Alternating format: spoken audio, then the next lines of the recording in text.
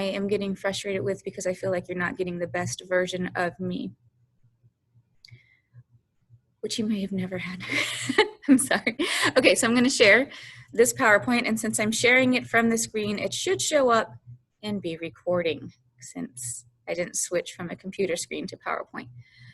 We're talking about body tissues. We specifically started talking about epithelial tissue. Epithelial tissue is for protection, but not just protection. It has multiple functions: protection, absorption, filtration, and secretion. Wink might be your attendance question for September 2nd. Wink. The epithelial tissue is found in your body coverings and linings and glandular tissue. We have endocrine and exocrine tissue in our bodies that is constantly producing hormones. I know I've said that before. You've heard it. We looked at the junctions between cells and epithelial tissue, and I was afraid I really might have confused some of y'all with that because I was trying to remember myself as I was saying it to you. But there are 3 different types of junctions. You have tight junctions, which if I take my hands and squish them together as much as I can, there is no room between the tissues in my hand, well, except to get fluid in there or for anything to leak through. That is a tight junction. Then you have desmosomes, which are protein spikes that go into each cell and hold it in place. Tight junctions are so cells don't leak. Desmosomes are so cells aren't torn apart because these anchor them together. And the third type is gap junctions, which are holes in the cells that allow chemicals to flow from one cell to another through the cytoplasm. And those are all very important. You do want to know the junctions.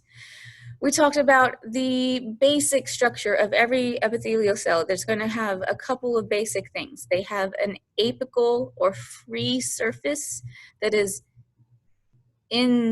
exposed into the body because it filters and absorbs and it secretes, so it needs to be exposed so it can do those things. And then it has a basilar surface that is connected. And we saw that it was connected to basal lamina on the epithelial side, and then reticular lamina on the connective tissue side. And then directly below that reticular lamina is collagen. Now, collagen is very loosely based, and so collagen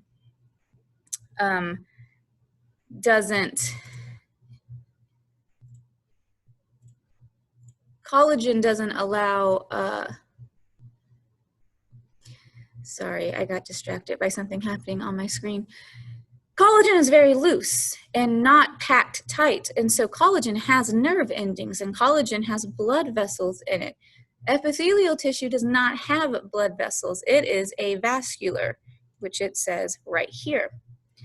And so it gets all of its nutrients and oxygen from the collagen layer underneath it that's diffusing up towards it, and then it removes its waste and its carbon dioxide by diffusing down into the collagen.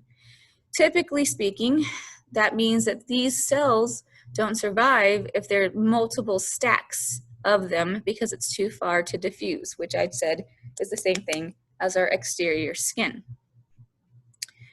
Another characteristic is that basal membrane, and then they regenerate, high capacity of regeneration. We shed constantly. I told you in biology, you're just wafting cells of you out into the atmosphere, constantly shedding.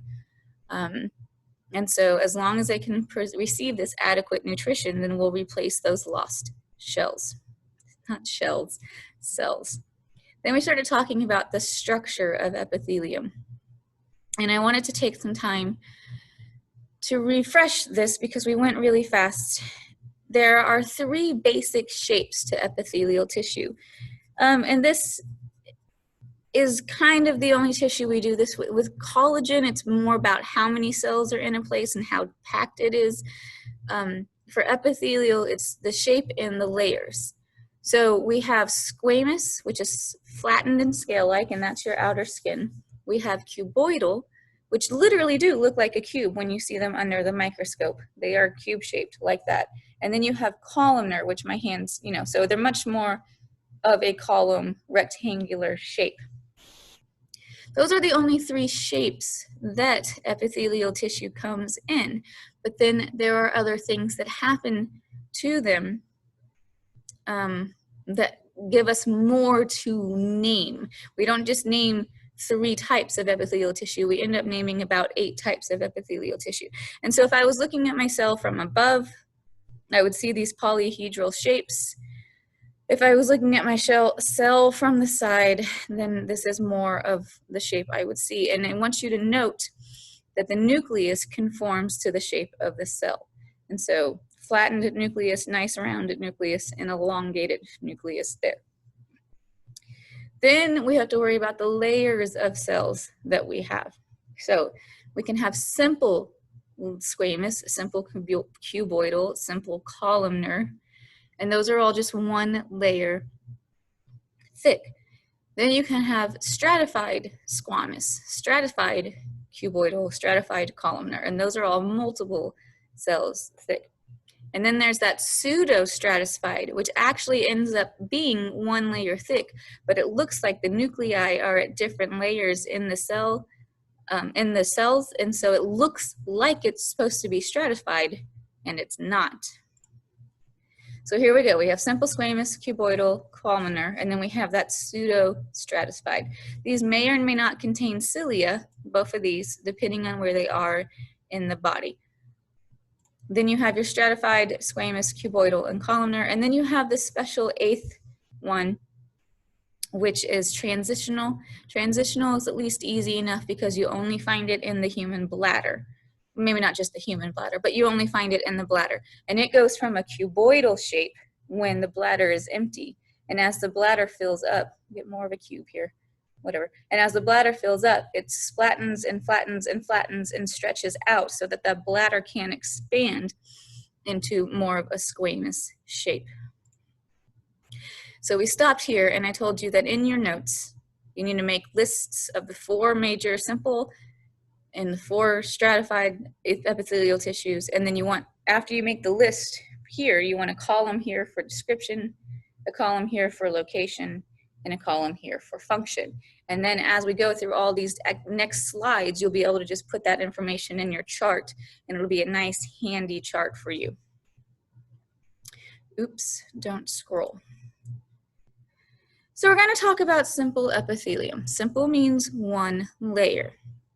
Simple squamous is a single layer of flat scale-like cells. It usually forms membranes, lines body cavities, and lines the lungs and the capillaries. It is essential that our lungs and our capillaries come down to only one layer of cells, specifically in the alveoli, because that layer of cells in the alveoli, remember the alveoli are those sacs, those grape-like structures that are in the lung that allow for gas exchange. You have to have that one cell thick alveoli because then you have the blood vessel right here, which is also one cell thick. You need it to be as thin as humanly possible, as biologically possible even, so that gas exchange can occur as rapidly as we need it to in order to maintain life processes.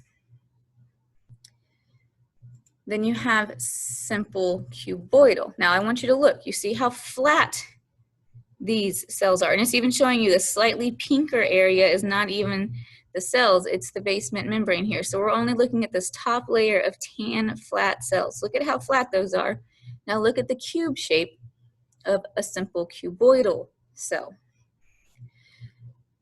Big takeaway is that it's one layer of cube-shaped cells. They are common in glands and in the ducts of those glands as well. Not duck, quack, quack, but duct, like tube, I guess. What else is a duct? I can only think of air ducts.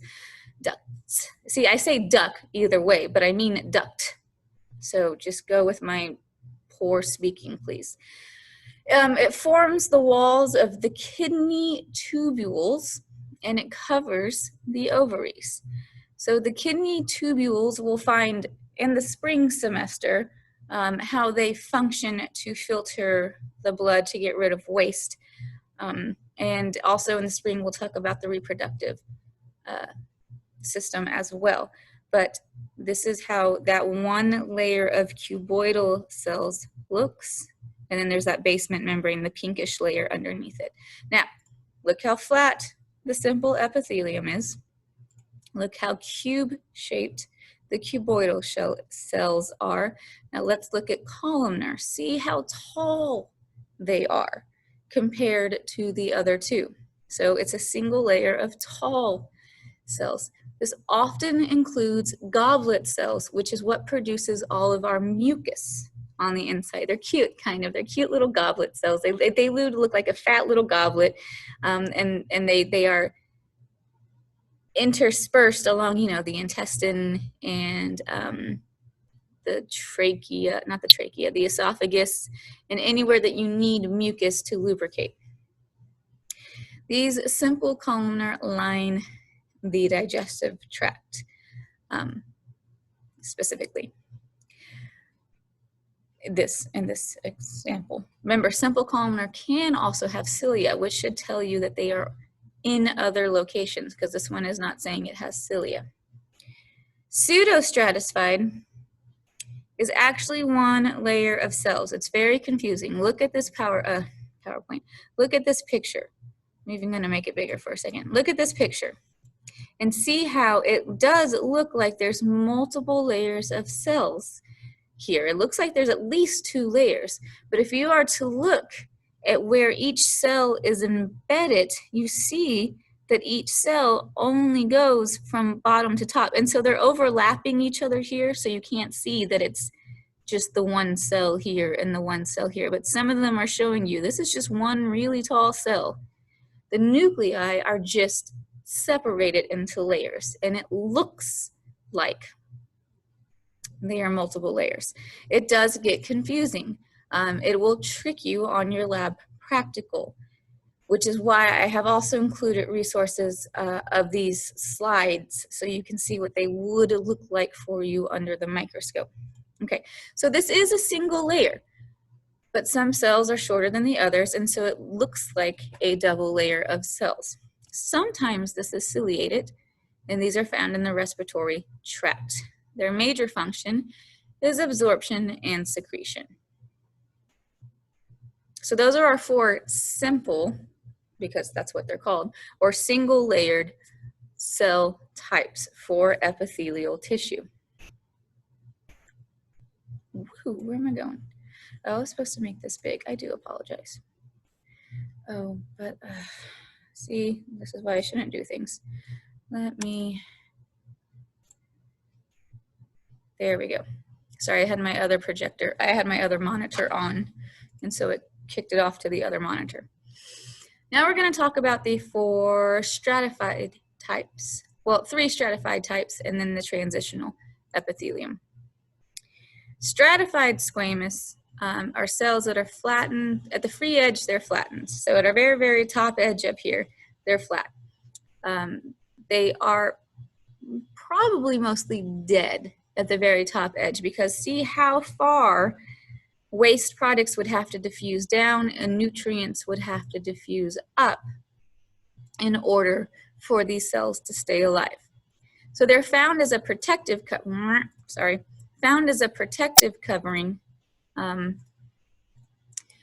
wherever friction is common. I told you during our last class that I am sitting here constantly talking.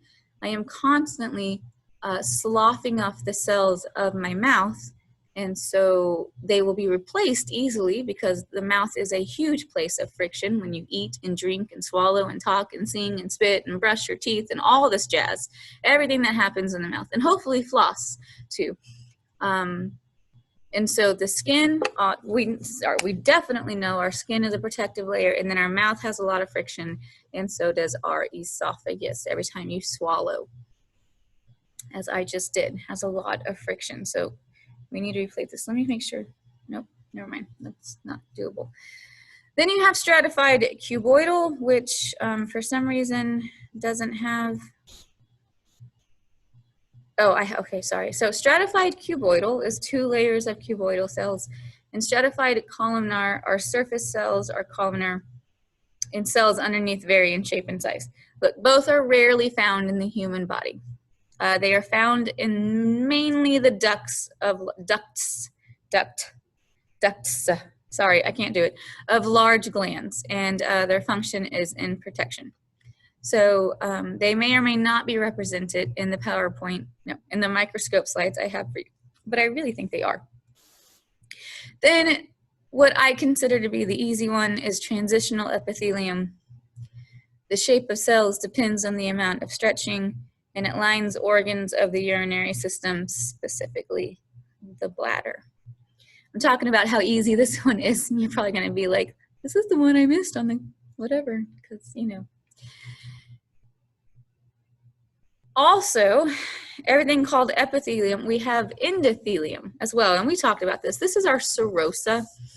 Serosa is tissue that lines body cavities, and so there's a simple, so a single layer, sheet of epithelial squamous cells, and it provides slick, friction-reducing lining in all hollow circulatory system organs. Okay, so fine, we're inside the circulatory system right now. But our lymphatic vessels, blood vessels, and our heart. Our heart is constantly pumping. The pump, pump, pump, pump. Can you imagine if it wasn't slick and wet on the inside and outside of the heart, how quickly we would rub holes into that heart tissue and then also die because you can't have a hole in your heart?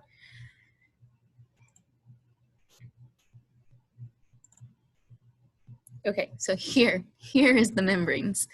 So here is our epithelial membranes. I just wanted to check to make sure before I started speaking in. So these are continuous multicellular sheets composed of at least two primary tissue types, epithelium bound to an underlying layer of connective tissue, because everything's bound to an underlying layer of connective tissue, you will find. The three common types are our mucous membranes with those goblet cells, our cutaneous membrane, and our serous, with serosa, but serous membrane. The mucous membranes, you know where your mucous membranes are, but the entire digestive tract is lined with mucous membrane because you need that ability to have a wet surface to push food through. And then you have to have a wet surface to absorb the nutrients. And then you have to have a wet surface to be able to defecate the waste. If it's dry and you are all dried up, it's called being constipated. And then you can't remove the waste like you properly need to. The respiratory system as well, and the urogenital tracts. Anything that opens to the outside is lined with mucus. It's a protective measure that we have so that anything that can enter through our respiratory system, through our food, or through anything that can enter through the urogenital tracts, so mostly STDs, sperm, waste, if somebody's not clean, don't think about it. We need mucous membranes to protect us. The nasal mucosa is there to trap dust and allergens and what have you, and then the cilia that is in that epithelial pushes it back to the throat and we swallow it in our digestive tract. Same thing with the mucus in our mouth. We obviously swallow it because it's mixed in with the food and the drink that we have, and then just the amount of saliva we produce without having to eat or drink. And that all goes into the stomach, and hopefully whatever you have breathed in or eaten is something that can be killed by stomach acid. There are a few organisms that you can eat, Shigella and Salmonella and Heliobacter pylori, which is actually, yes, it has to be ingested. How else would it get in there? But they call stomach ulcers. They can survive the stomach acid, and that's typically how we get food poisoning, unless you're getting it from norovirus, which is then a virus in a completely different system. And then STD wise, the mucosa down in, okay, so the urine in your bladder is technically sterile, but the last 1 to 2 inches of your urethra is colonized with bacteria. Couldn't come up with the word, sorry. And so the idea is that every time you urinate, you are flushing out that bacteria and you're keeping it at a maintained level. Bacteria can crawl up into the bladder and then into the kidneys, and you get a kidney infection, and it's very serious. And it can kill you because you're not filtering the blood properly because your kidneys are inflamed. The same thing with the reproductive tract. The vagina is lined with mucosa, and then of course the urethra of males is lined with mucosa, and both of them are to help trap and expel foreign particles. I got nothing else. They are all wet or moist membranes bathed by secretions. It is necessary for us, remember from 1406, that you are walking bags of seawater fired by electrical impulses, and you are protein that functions, and you're just an amazing little thing, but we came from the oceans. And so we have to maintain that wet environment on the inside. And they're often adapted for absorption and secretion. Cutaneous membrane is your skin. It's an organ made of keratinized. Keratin is a protein. Keratinized stratified squamous epithelium. What that means is the top two layers of your skin are no longer living cells, but they are protein-embedded cell structures, basically. We took away the nucleus and all the cell organelles, and we just filled it up with protein that is firmly attached to a thick connective layer called our dermis at the bottom of all the cell layers. Keratinized squamous epithelium is waterproof. It is slightly acidic due to our secretions. It is supposed to be impenetrable unless your skin is dry or you have a cut or a puncture or something has breached your cutaneous layer. It is uniquely different because it is exposed to air and is a dry membrane. It's our wetsuit, but opposite. Like you wear a wetsuit in the ocean to keep yourself dry and also at a normal temperature because the ocean is cold. But then our skin itself is an inside-out wetsuit to keep us wet on the inside, but keep the outside dry. Okay, that's a weird way to look at it, but let's go with it. What do I need to do? I need to pause for a minute because there we go.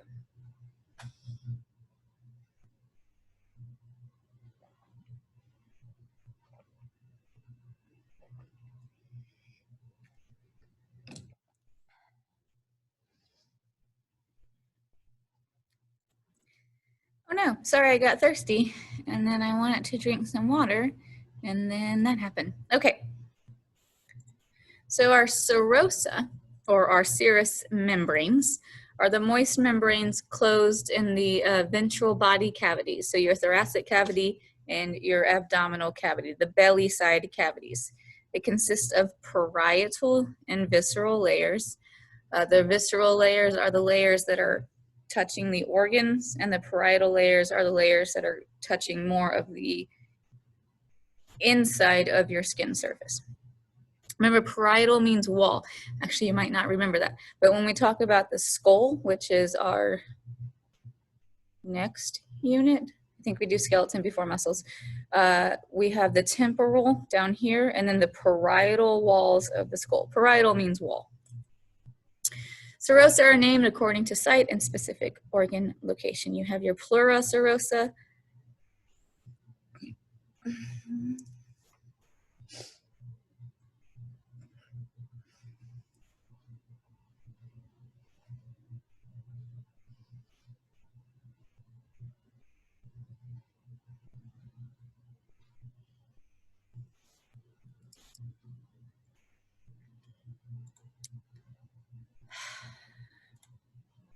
You are screen sharing, right? Okay. You have your pleural serosa that is lining the thoracic wall and covering the lungs, the pleural cavities, the pleura, pericardium around the heart, or pertaining to. Eum means pertaining to, peri around, cardi the heart, encloses the heart. And then the peritoneum, abdominal, pelvic cavity. I don't have fancy words for what peritoneum means, sorry. The other side of epithelial tissue, instead of being a layer, they're all layers. Instead of being an absorbing filtration layer, is that we have glands, which are one or more cells that produce and secrete an aqueous, which means water soluble or water-based fluid that typically contains proteins. Glandular cells, I don't know why I'm reading this to you, obtain needed substances from the blood and transfer them through chemical reactions into the secretory product. So they secrete. You have many glands. You can have endocrine or exocrine glands, and they can be unicellular or multicellular. So once again, you have different ways that you can classify glands. Hello, I am clicking.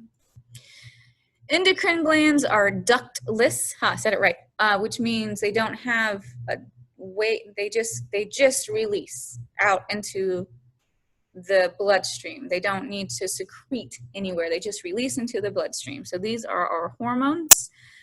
We have many hormones. Remember, I told you in, I'm assuming biology, that you are actually more regulated by your hormones than you are by anything else in the human body. And so we all like to pretend that we are in charge of ourselves, but really these little chemicals floating around in our blood are what's in charge of us. And then you have exocrine glands. So endo, inside, exo, outside. These empty through ducts to the epithelial surface. So these are our sweat, which are known as sudoriferous, and our oil, which are known as sebaceous glands. And I wish those were written down here. Salivary glands, constantly producing saliva.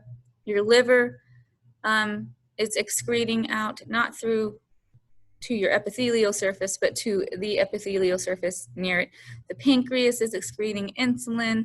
Mammary glands, if you produce children and are a female, then your mammary glands secrete first colostrum, which is a precursor to milk. It's protein rich, and then normal regular breast milk. Then your mucus glands that are lining the digestive and respiratory and urogenital tract, etc. So unicellular exocrine glands, remember, endocrine. Hold on.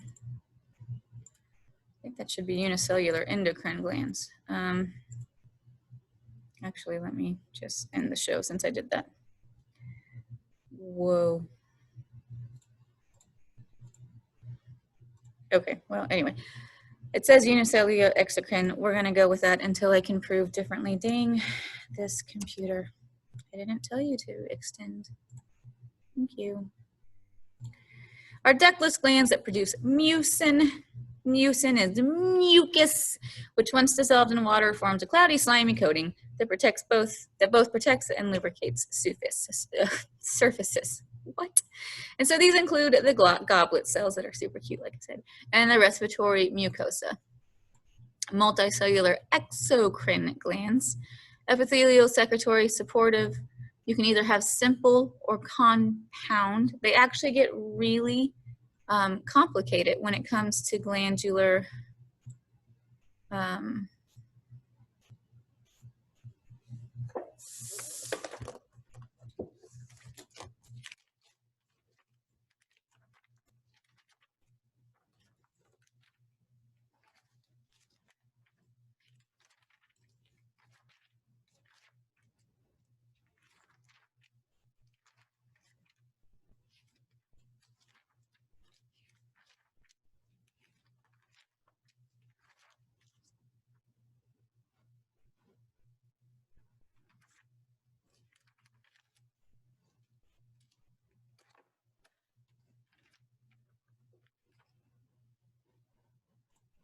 when it comes to glandular naming. I took a moment so I could pull this page out, which of course you can't see very well, but you can see there's 1, 2, 3, 4, 5, 6, 7, 8 ways that we can name glands. And I will go ahead and make sure that this is available for you on your Canvas. But just real quick, you can have simple tubular, and then you can have simple branched tubular. So the simple means it's one layer of cells thick. Let me see if this is going to go ahead and do that for us. Not really, but they are seeing some of the things. So they're single cell. So the simple tubular is just one layer of cells in one tube. The Simple branched has branches of one layers of cells. And then you have simple coiled tubular, which obviously is coiled like a little pig's tail right there. Then you have simple acinar, which this says here on the screen, acinar means alveolar. Then you have simple branched acinar. And then you have compounds, compound tubular, compound acinar, and then this bottom, this number 3 on the screen is the tubulo alveolar or tubulo acinar. Woo, not on the camera. Version of glands. So glands actually get pretty complex when you're talking about them. I'll make sure that's available for you. So tubular, secretory cells form a tube. Alveolar or acinar, they just form little flasks like, or just little sacs. And then tubulo-alveolar have both tubular and alveolar or sac-like portions to them. So it's a mix of both. Because multicellular glands secrete in different ways, they can be classified functionally based on how they secrete. So this is a whole nother layer. So this is based on structure. Well, first you have endocrine, exocrine. Then you have simple or multicellular. Then you have structure. And then you have ways that they secrete their products. So glands get super complicated. You have merocrine glands. You're going to need to know these 3 things. They secrete by exocytosis. I do hope you remember from 1406 that exocytosis is when a product is created in the cell, goes through the endoplasmic reticulum, most likely the smooth endoplasmic reticulum in this case, goes to the Golgi apparatus, gets sorted, is put in a vesicle, is taken to the cell membrane, and is just released from the cell at the cell membrane. Those are merocrine glands. Pancreas, sweat glands, salivary glands.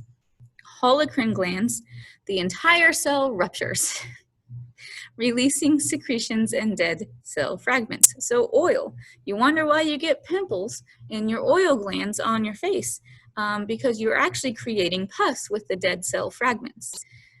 And then apocrine glands are a less numerous type of sweat gland. So you have merocrine glands being your most common type. Apocrine glands are the ones that basically cause body odor.